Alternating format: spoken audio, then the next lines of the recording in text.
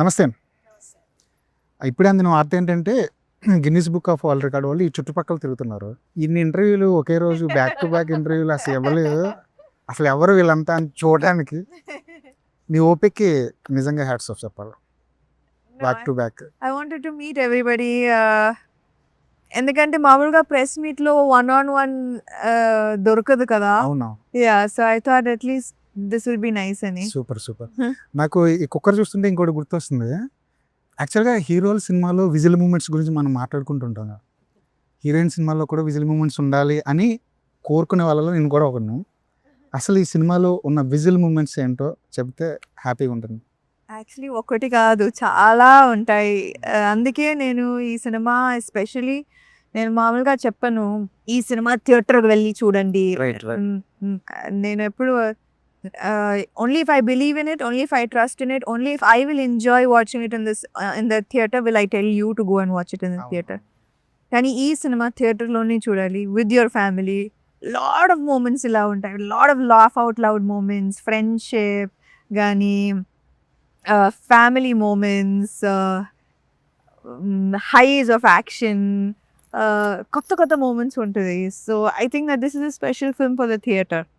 ఏం మాయో చేసాలో సినిమాలో రోడ్డు మీద నడుచుకుంటూ వెళ్తున్న ఒక మంచి ట్రెడిషనల్ అమ్మాయికి ఇప్పుడు ఈ విజువల్కి ఏమైనా సంబంధం ఉందా? ఏమైనా మీకేమైనా అనిపిస్తుంది?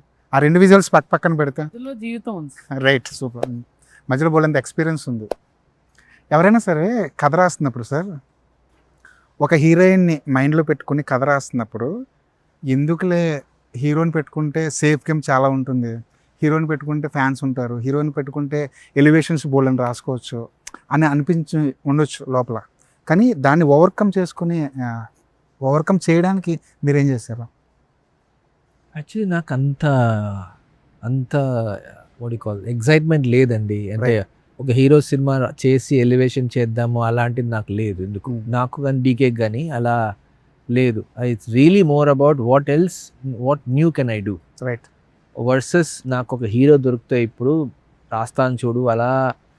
నాకు ఒక హీరోని బిల్డ్ చేసి ఒక ఇమేజ్ చేసి ఆ ఇమేజ్ ప్రకారం ప్రొజెక్ట్ చేసి అలాంటి ఆనందాలు లేవు. కథ ఒక మంచిగా రాస్తే దీనికి ఎవరు సెట్ అవుతారో ఈజ్ ఇనఫ్. సో అట్లే లేదండి. This was actually I don't think I will make a movie like this with a hero, right, with a male actor, because that's you have seen it. And so the freshness is in casting a woman for this role. Why Samantha అనే దానికి ఒక answer ఉండొచ్చు.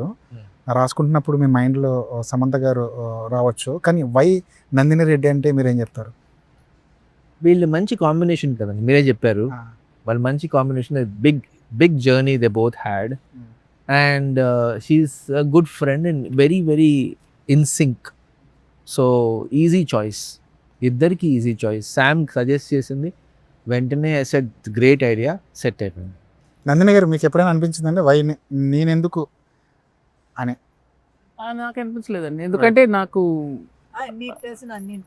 కాదు, అట్లా కోపం కాదు, but నేను కథ విన్న వెంటనే అంటే నా ఆన్సర్ నాకు వచ్చేసింది. రైట్, ఆయన కథ స్పేస్ నాకు చెప్పినప్పుడు, కథ రాసిన రీజన్ చెప్పినప్పుడు నాకు నేనేం తీసుకురాగలని సినిమాకి అనేది నాకు తెలిసిపోయింది అక్కడ. సో అది ఎప్పుడు క్వశ్చన్ అయితే కాదు నాకు.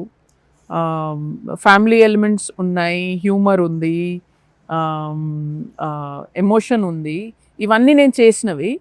నాకు కొత్తగా అనిపించింది, నన్ను అరే ఇది చేస్తే భలే ఉంటుంది అనిపించింది. నాకు యాక్షన్ మిక్స్ అయింది.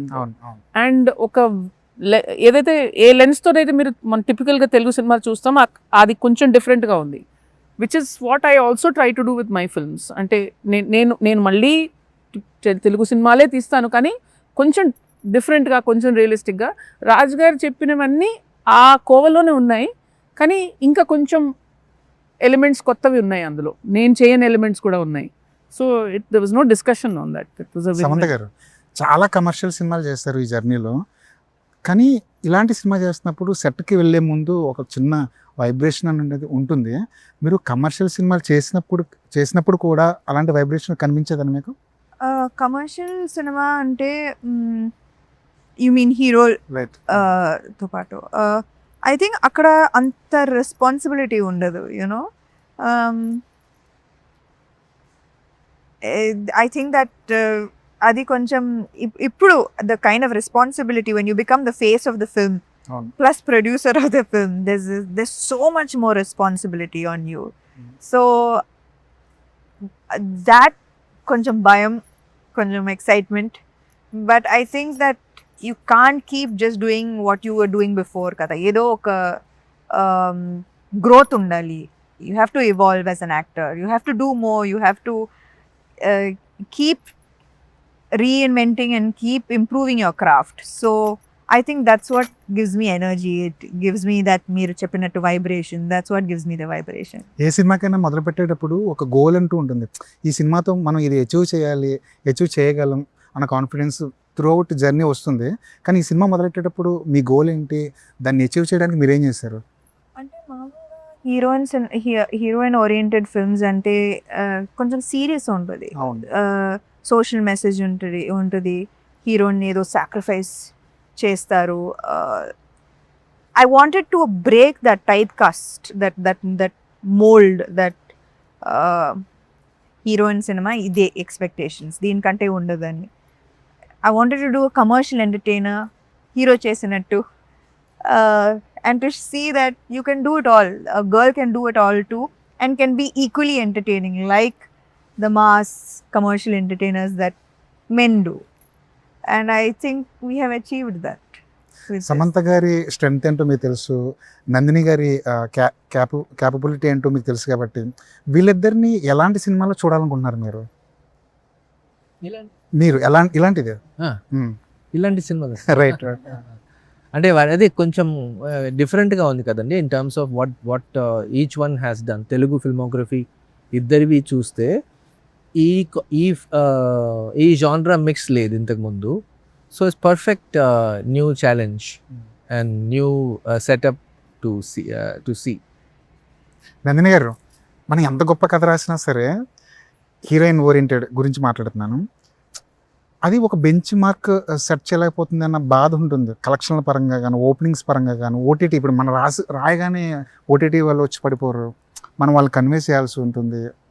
పర్టికులర్గా హీరోయిన్ ఓరియంటెడ్ సినిమాలు చేసినప్పుడు ఈ బ్యారియర్ని దాటడానికి ఏం చేయాలంటారు? అంటే అండి 100 కోట్లు చేసిన సినిమాలు కూడా ఉన్నాయండి. గంగూబాయ్ చేసింది, రాజీ చేసింది, సో మీ లోకా చేసింది. సో మీరు పొంతన దేంతో చేస్తున్నారని అడుగుతున్నాను నేను. Right. ఎందుకంటే ఇప్పుడు మీరు ఒక 300 కోట్లు 400 కోట్ల సినిమా పొంతన చేస్తే అక్కడ ఖర్చులు కూడా అంతే ఉన్నాయి. సో మీ రిటర్న్స్ ఏ మేరకు ఉన్నాయి, మీరు ఖర్చు పెట్టాక ఏ మేరకు ఉన్నాయి, మీరు కంపేర్ చేస్తే I feel that quantum jump female centric films చేస్తున్నాయి. మీరు లోకా budget to Lokah returns compare చేయండి, రాజీ బడ్జెట్ టు రాజీ చేసిన అమౌంట్ కంపేర్ చేయండి, 3 రెట్లో ఎంతో ఉందండి డెఫినెట్గాని. సో అది ఆ కంపారిజన్ తోటి అయితే డెఫినెట్గా ఆ బెంచ్ మార్క్ కొడుతున్నాము. సో ఇప్పుడు ఇలాంటి సినిమాలు 500 కోట్లు చేయలేవా అంటే మీ majority of the population is male going అండి. ఇప్పుడు 100 మందిలో 70 మంది మగవాళ్లే చూస్తున్నారు సినిమా. ఇది ఇప్పుడు ఉన్న రేషియో. ఎక్కువ మహిళలు కూడా ఇంకా వచ్చి చూసి మెన్ కూడా ఫీమేల్ లెడ్ సినిమాలు చూడటం అలవాటు చేసుకుంటే పెరుగుతుంది. And for that you have to keep making more relevant content and more I catching interesting content. అంటే ఇది ఏదైతే ఫీమేల్ సినిమా లెడ్ ఫిల్మ్స్ అంటే ఇలాంటివి ఉండాలి అని ఆ బాక్సెస్ బ్రేక్ చేస్తూ వెళ్ళాలి. అదే మా ప్రయత్నం కూడా. సమంత గారు, మీకు ఏమైనా కంప్లైంట్స్ ఉన్నాయా? లేడీ ఓరియంటెడ్ సినిమాల్ని జనం చూస్తున్న దృష్టికోణంలో కానీ, బాక్స్ ఆఫీస్ చూస్తున్న విధానంలో కానీ మీకు ఏమైనా కంప్లైంట్స్ ఉన్నాయా? Correct, I know. Last year, the highest grossing film, last year kada Barbie? $1 billion it did. So last year Barbie చేసింది కదా, it won over every other film. అవును. So అలాంటిది ఏం లేదు. I don't have any complaints. I just feel that more people should be making these films. ఇప్పుడు ఒక సంవత్సరంలో you can count on your fingers how many female led films are being made. I think quantity కొంచెం it should become more. Commercial సినిమాలు చేసి మీకు ఏమైనా bore కొట్టిందా? ఒక హీరో పక్కన కానీ ఇలాంటి చాలా సినిమాలు చేస్తారు కదా, అదేమైనా బోర్ కొట్టిందా మీకు? ఏమైనా అందులోంచి బయటకు రావాలనుకుంటున్నారు? లేదు, I enjoyed those films also. అప్పుడు నేను ఉన్న position, my age, everything, I enjoyed those kind of films. But as you grow up, as you become more experienced in the industry, you want to do more. అవును. You want to challenge yourself more. So as a result, you choose harder roles. You choose complicated roles, complicated characters. సంగీతం అనే cinema చూస్తే final touch ఇస్తూ సంగీతం అనే cinema చూస్తే చివరిలో శుభం అన్న కార్డు చూసి చాలామంది విజిల్ చేశారు. ఎందుకంటే మనం శుభం అన్న కార్డు చూసి చాలా కాలం అయింది. ప్రతి సినిమాకి ఇంకేదో ఉంది అని చెప్పి చివరిలో చిన్న దాన్ని టీచ్ చేసి వదులుతున్నారు కదా. మరి మా ఇంటి బంగారానికి శుభం కార్డు చూడొచ్చా, లేదంటే ఇంకేదైనా ఎక్స్టెండెడ్ వెర్షన్ ఏమైనా? ఆయన రాశారండి, ఆయన అడగండి. అది సినిమాలో చూడాలండి మీరు, రైట్ సినిమాలో అది ఎండింగ్ మాత్రం మీరు సినిమాలో చూడాలి. Right. Thank you very much అండి. మా ఇంటి బంగారం నేను ఎక్కువ ఎక్స్పెక్ట్ చేసేది ఏంటంటే హీరో మీలాంటి వాళ్ళు, అనుష్క లాంటి వాళ్ళు, తమన్నా లాంటి వాళ్ళు కొత్త కథలు చేస్తే, ఇలాంటి కథలు చేస్తే రైటర్స్కి, నందిని రెడ్డి లాంటి డైరెక్టర్లకి ఎక్కువ స్కోప్ దొరుకుతుంది. ఇంకొక యాంగిల్ అయితే చూడడానికి ఒక అవకాశం దొరుకుతుంది. కీప్ గోయింగ్ అండి, ఇలాంటి సినిమాలు చేయండి. Thank you very much. All the best.